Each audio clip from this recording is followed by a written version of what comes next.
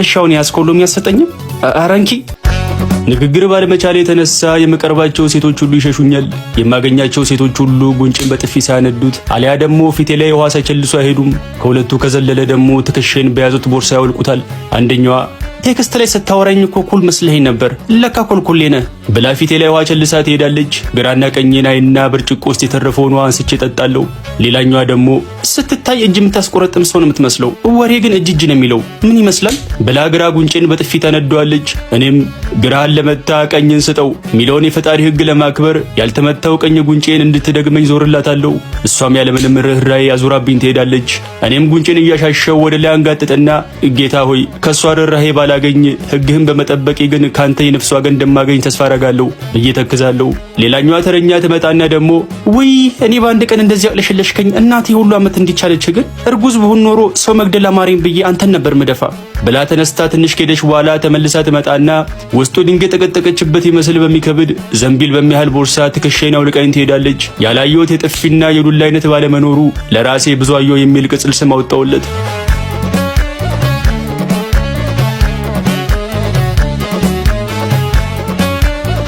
ጓደኛዬ ቤት ቁጭ ብለን እያወራን ነው። እኔ ምልህ ግን ምን አይነት ወሬ እያወራቸው ነው? ቆይ የምታገኛቸው ሴቶች ሁሉ እንደደነበረ በሬ በቀንዳቸው እየወጉ ከአካባቢ የሚሰወሩት። ኧረ ተወይም በእናትህ ሴቱ ሁሉ እንቶ ፈንቶ ወሬ ለምዶ የኔ ቁም ነገር ወሬ ምንም አይጠማቸውም። እንዴት ባክህ? ባለፈው ከአንዷ ጋር ቁጭ ብለን እያወራን ስለ ዩክሬንና ራሻ ጦርነት ምን ታስቢያለሽ ስላት ኧረ አንተም መረሸን ነበር ብላ በጥፊ ብላኝ ሄደች። አሁን በጥፊ ያስመታል? ኧረ መልካም ሴት ገጥማ ነው በጥፊ ብቻ የተፋታች። ክፉ ሴት ብትሆን ኖሮ አናትን ነበር እንደ ቀይ ባህር ለሁለት ከፍላል የምትሄደው ማለት ለምታወራው ወሬ ሰውና ጊዜ መምረጥ አለብህ። ከሂስትሪ ቲቸር ጋር ቁጭ ብለህ የምታወራውን ወሬ እንዴት ከሴት ጋር ቁጭ ብለህ ታወራለህ? እሷ እኮ ካንተ ጋር ትኩሳት ስለሚለው መጽሐፍ እንጂ ስለ ቶክስ ልታወራ አይደለም የመጣችው። እኔማ ዓለም አቀፍ እውቀት ላስጨበጣት ብዬ እንጂ በሌላ አስቤው እኮ አይደለም። ኦ ሰውዬ ዓለም አቀፍ እውቀት መጨበጥ ከፈለገች እኮ ቤቷ ቁጭ ብላ ዜና ማየት ትችላለች። አንተ ጋር ምን አስመጣት? በልሽ ይቀጥላውን ያንተ ጉድ እኮ አልቅም። የሆነ ምሽት ደግሞ ከአንዲት ልጅ ጋር ጠረጴዛችን መሀል ሻማ በርቶ አንድ ሬስቶራንት ውስጥ ቁጭ ብለን እራት እየበላን ምንድነው መብራት ጠፍቶ ነው እንዴ ሻማ ያበሩት አልኳት። አረ ምን አይነት ፍቅር የማይገባ ደነስ ሰውነ በዚህ ሻማ ነበር ማቃጠል ብላ ጥላኝ ሄደች። ቆይ መብራት የለም እንዴ ብሎ መጠየቅ ነውር ነው እንዴ? አረ ምን አለ አንተስ መብራት ይዞክ በሞትክ። ሻማ አብርቶ እራት መብላት አንዱ የፍቅር መገለጫ መሆኑን አታውቅም? እኔ ሻማ ሲበራ ማውቀው ወይ መብራት ሲጠፋ ወይ ለልደት ወይ የተለያዩ መንፈሳዊ ክብረ በዓላት ሲኖሩ አሊያ ደግሞ ሰው ሲሞት ነው። ሻማ አብርቶ እራት መብላት የፍቅር መገለጫ መሆኑን ገናውን ካንተ ሰማው። ይሄውልህ አሁን በጣም የተናደድኩ ነው። ትንሽ ከቆየው በውጤ ወይ በቴስታ ልል ስለምችል ካሁኑ በሰላም ብትሄድ ይሻላል። ቻው ብሎኝ ተነሳና ወደ ቤት ገባ። እኔም ንግግር አለመቻሌ ያመጣብኝን ማዕት እያሰብኩ በትካዜ ተውጬ ግቢውን ለቅቄ ወጣው።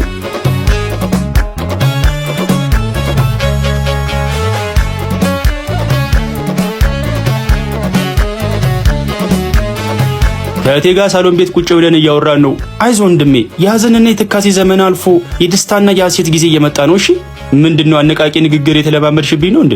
የምሬን እኮ ነው። ካሁን በኋላ እኔ ምልን ከሰማ አንዲት ሴት እንኳን በጥፊ ብላ በተቀመጥክበት ትታትሄድም። ሰፍ ብዬ ኧረ በደንብ አድርጌ ነው የምሰማው። ምን ማድረግ ነው ያለብኝ ንገሪኝ። በአንድ ቅድመ ሁኔታ ከተስማማን ነው ግን ምነግርህ። ኧረ አንድ አይደለም 10 ቅድመ ሁኔታ ብታቀርቢልኝ ራሱ እስማማለሁ። በጣም ጥሩ። ስልኬ እንደተሰበረብኝ ታውቃለህ አይደል? ያ አዲስ ስልክ ከገዛልኝ ሴት ልጅን በፍቅር የምታቆይበትን ጥበብ አንድም ሳላስቀር እነግራለሁ። ምንድነው አንቺ ስልክሽ በተሰበረ ቁጥር የኔኪስ መራቆት አለበት እንዴ? ነው ወይስ አንቺ ስልክ ተቹ በድንጋይ ነው የሚሰራው? ካልፈለክ መቅረት ይችላል። የተነጫነጭኩ እንኪ እሺ በቃ ብዬ ከሁለት ቀን በፊት ለራሴ የገዛሁትን አዲስ ስልክ ከኪስ አውጥቼ ሰጧት። ተቀበለችኝና ወይኔ ሲያምር ምን የሚባል ስልክ ነው? ቴክኖ ስፓርክ 40 ፕሮ ፕላስ ይባላል። ድንገት ወለል ላይ ቢወርቅብሽ ራሱ ከጥንካሬው የተነሳ ስልክ የተረፈ ሳይሆን ወለሉ ተረፈ ነው የምትዩ። ካሜራውም ኩልል ያለ ፎቶ ነው የሚያነሳው። ባትሪው ደግሞ ቀን ሙሉ ስልክሽን የጎረጎርሽ ብትዩ ራሱ ንቅንቅ አይልም። ወይኔ ቅጥነቱ ደግሞ ልክ እንደኔ ነው። አመሰግናለሁ በጣም ወንድሜ ብላ ተነስታ አቀፈችኝ።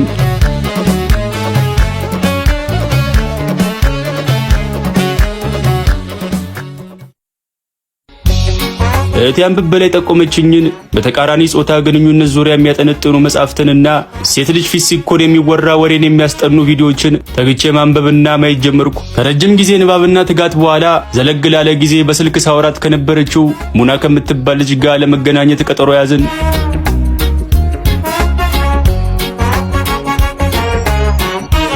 በፎቶም በአካልም ተመሳሳይ ነን።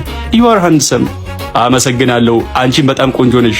አንቺን ቢያዩሽ ኖሮ የውበት መለኪያ ሞናሊዛ ሳትሆን አንቺ ነበርሽ የምትሆኙ። ለነገሩ ስማችሁም እኮ ተቀራራቢ ነው።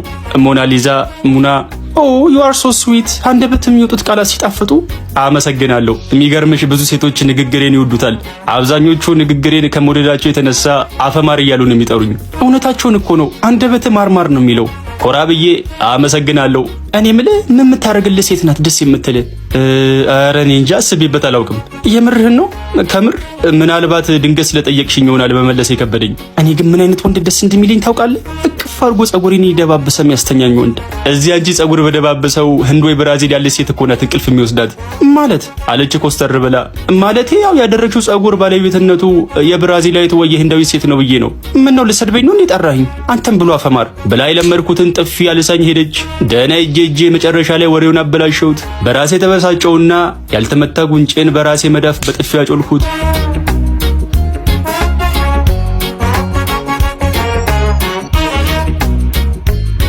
ከቤተሰቦቼ ጋር ቁጭ ብዬ እያወራው ነው። እኔ በህልም ታይቶኛል ያንተን ግራ ጎን የምታገኘው ለጥምቀት ከሚመጡ እንስቶች መሃል ነው። ግራ ጎንን ካጣ ወይ ቀኝ ጎንን ፈልግ እስቲ። እማ ደግሞ ትቀልጃለሽ አይደል? እንደው ምን አይነት ጠላት ሴት እንደወጣልኝ እንዳስተበተበብኝ እንጃ። እንደው ባገኘው ቆራርጬ ነበር ምጥለው። ያንተ ጠላት እኮ ማንም ሰውን የገዛ ምላስ ነው። ስለዚህ ምላስን ቆራርጠህ ጣለው። ይኸውልህ ዝም ብለህ እኔን ስማኝና የከተራ ቀን በግራና ቀኝ ኪስ ሎሚ ጠቅጥቀ ጸልየ ከቤት ውጣ። እንዴ ለከተራ የሚመጡ ሴቶች ሊያውሉ ነው እንደሚወረውረው? የሁሉ ሎሚ ምን ይሰራለታል? ምን ነው በዘጠኝ ሎሚ ስቼሽ በአስረኛው ተሳክቶልኝ እንደተጋባን ዘነጋሽው እንዴ? እንዴም ማዬ ይሄን ያህል ቀጭን ነበርሽ እንዴ? ዘጠኝ ሎሚ ሙሉ ወርውሮ የሚስትሽ? ባክሽ ኢላማ ላይ ዜሮ ነበር። አስረኛውንም ሎሚ በሷስ ወርውሮ ነው የመታኝ። እንዳንቹ ፍረትማ እኮ ሎሚ ሳይሆን ሀባ ወይ ዱባ ነበር መወርወር የነበረብኝ። ተሳስቻለሁ። በምን አቅም ተሸከመው የኔ ጌታ? አሁን ፋፋ እንጂ ያኔ እኮ ንፋስ ቢመጣ አብኖ ከተማ የሚያስቀይር ገለባ ሰው ነበርክ። ቆንጆ የመልስ ምትን ያቀመሽኝ። ከዚህ በላይ አልቀጥልም፣ ተሸንፌያለሁ አላትና ተሳሳቅን።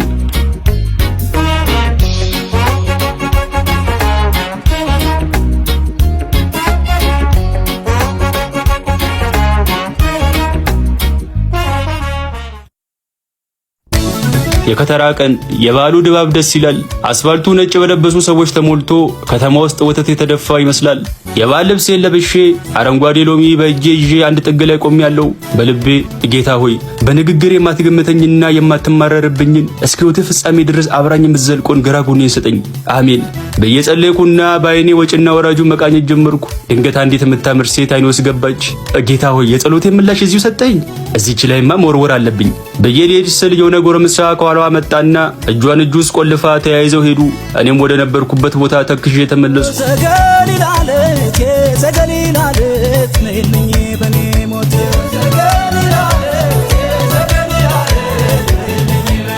አሁንም ቅኝቴን ቀጥያለሁ። ሁለተኛዋ እንስት አይኔ ውስጥ ገባች። ቀይ ናት። የሚያምር አበሻ ቀሚስ አድርጋ ረጅም ጸጉሯን ትከሻዋ ላይ ለቋለች። እንደ ቀደሙ ተንገብግቤ ልሄድ አልኩና እሷም ምናልባት እንደ ፊተኛዋ ሴት የሚወስዳት ወንድ ይኖራል ብዬ ትንሽ ተረጋጋው። ባይባ የሚመጣ ወንድ የለም። አይ በቃ ብቻዋን ናት አልኩና ከኋላው ሆኜ ለመወርወር ተዘጋጀው።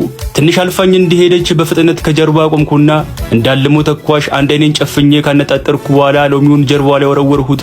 ልክ እኔ ሎሚውን እንደወረወርኩት ቦርሷ ከእጇ ላይ ወደቀና ለማንሳት ዝቅ አለች።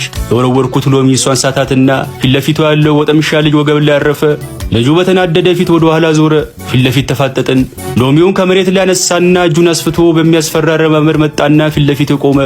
በፍርሃት የተንቀጠቀጥኩ ይቅርታ የኔ ወንድም እሷ ወገብ ላይ ወረውራለሁ ብዬ ነው ድንገት ዝቅ ስትል አንተ ወገብ ላይ ያረፈው። ልጁ ሎሚውን በጥርሱ ነክሶ አንድ ጊዜ መጠጠውና ትናንት ጥሬ ስጋ በልቼ ሆዴን በጣም እየቆረጠኝ ነበር እንኳን ወረወርክብኝ ብሎ ሎሚውን ድጋሚ መጠጠው። አላመንኩም። ግራጎኔን ልፈልግ በወጣሁበት ካሁናውን ግራጎኔን ሰብሮ ወደ ቤት ይሰደኛል ብዬ ስጠብቅ ያልገመትኩትን መልስ ሰጠኝ።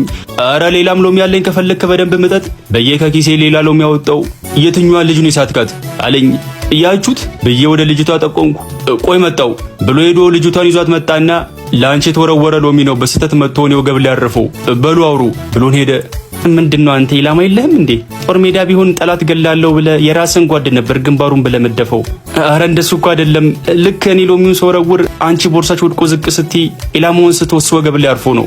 እሻውን ያስኮ ሎሚ ያሰጠኝም አረንኪ ብዬ በፍጥነት ሰጠዋት። ፈገግ አለችና እጇን ክንዴ ውስጥ ወሽቃ እንሂድ በቃ አለችኝ።